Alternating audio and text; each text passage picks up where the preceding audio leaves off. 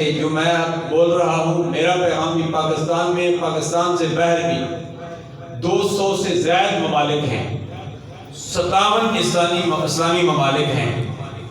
وہاں تک میرا پیغام پہنچے گا، کوئی عمل کریں گے کوئی نہیں عمل کریں گے۔ ماننے والے سارے نہیں ہوتے ہیں، کچھ ماننے والے ہوتے ہیں۔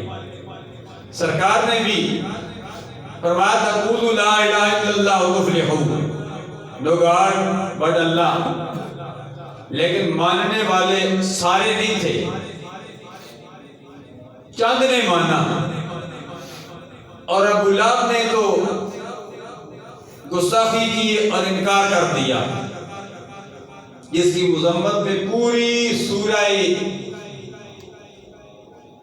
تبت یدا ابی لہب وتب، یہ پوری سورت نازل ہوئی اس کی مذمت میں، جس میں اللہ تبارک و تعالیٰ نے اپنے پیارے حبیب صلی اللہ علیہ وسلم کی عزت افزائی فرمائی اور ابو لہب کی حوصلہ شکنی کی، جو سرکار کے گستاخ تھے۔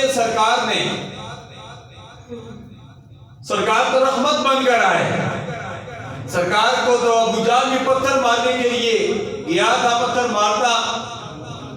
مارنے لگا، پتھر ہاتھ کے ساتھ چپٹ گیا، سرکار کے پاس پھر ابو جہل کو جانا پڑا، اور سرکار نے دعا فرمائی، وہ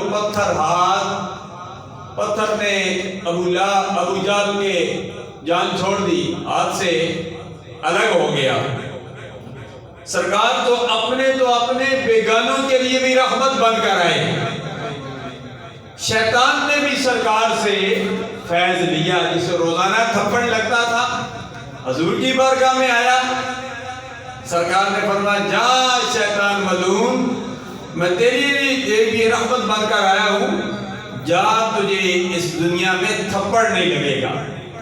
اگر شیطان نے جہنم میں جلنا ہے، کافروں نے جہنم میں جلنا ہے، لیکن دنیا میں سرکار ایسے رحمت بن کر آئے کہ اپنے بیگانوں نے بھی فائدہ حاصل کیا، اور سرکار نے ان کو بھی فائدہ دیا فرمایا۔ اور اللہ تبارک و تعالیٰ بھی اپنوں کو بھی اور بیگانوں کو بھی فائدہ دیتا ہے دنیا میں۔